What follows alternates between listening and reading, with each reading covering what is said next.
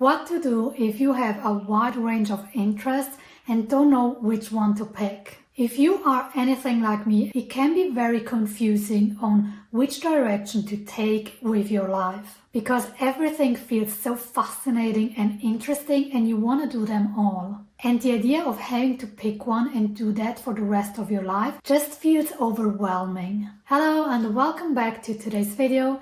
In this video, I want to talk to you about feeling overwhelmed by having too many options and not knowing which one to pick. In another video, I talk about the I don't know trap, and I'm gonna link it up above and down below so you can have a look at it. And it's kind of the opposite of today's video, because in this video it's like you have option, but you have way too much option and you don't know which one is the right one. Also, before we go into the actual video, I want to mention that I've created a resource link. So all the resources that I'm going to mention throughout the videos, you're going to find them in the description box below. Okay, so let's get started. There is a simple 3-step process that you can do whenever you feel overwhelmed by all the options that are available to you. There are 2 main advantages by using this process. Number 1 is that you avoid the spiral. What I mean with the spiral is that when you start something new, you start getting into it and then you feel frustrated or realize that it's not the right thing.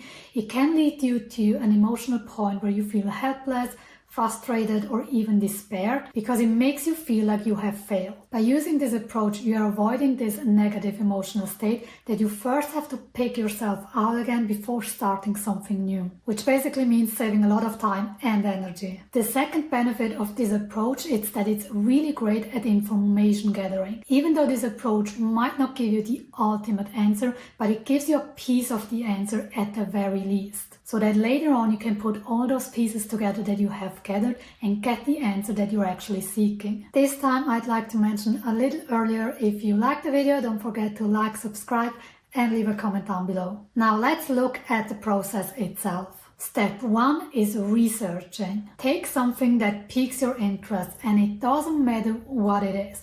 Just pick one, start researching anything you can about that topic, like different styles, how can you learn that skill, what possible career are there available. Just start learning about that topic as much as you possibly can. At the same time, it's very important that you don't get lost in step number 1 of researching. So there comes this point where you have to go into step 2, which is exploring. If you have researched enough about the topic and you either feel, oh, it still interests me very much, or you feel, I'm still not sure if it's really what I like, you have to start exploring, which means trying it out. See if you can take a painting lessons, a dancing lessons, an astrology course, whatever it is that you are interested in, start trying it out. Find a way to try it out that is very low commitment. Instead of signing up for a 4-year art education, just search for an art lesson nearby, like an afternoon drawing workshop or something like that,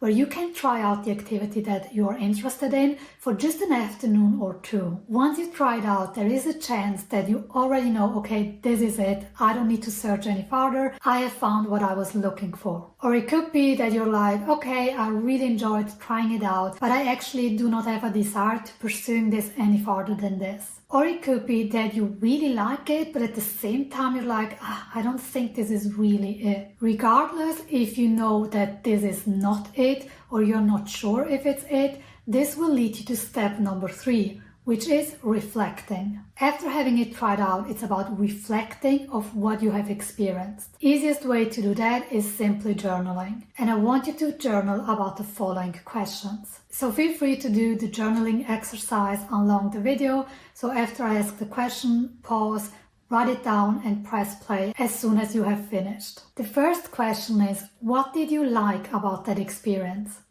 The second question is, what did you not like about it?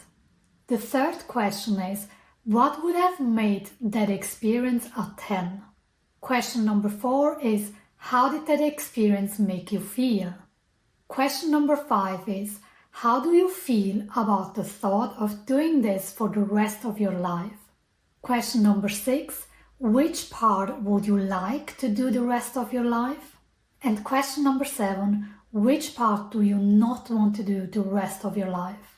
Those are the questions that you can ask yourself will really help you dissect your experience and understand which parts worked and which parts didn't work. So you can gather the information and take those things that did work and move on to the next thing. For example, if you attended a drawing course and you really enjoyed the creativity and the ability to do as you please, but you actually dislike the activity of drawing, you have gathered valuable information. So when you pick the next thing, you already know if it's even something that interests you or not. And you're just going to repeat that process over and over again. Eventually, you're going to create a list of the things that are important to you in terms of what you want, but also in terms of what you don't want. At the same time, I want you to make sure that you are not too rigid about that list.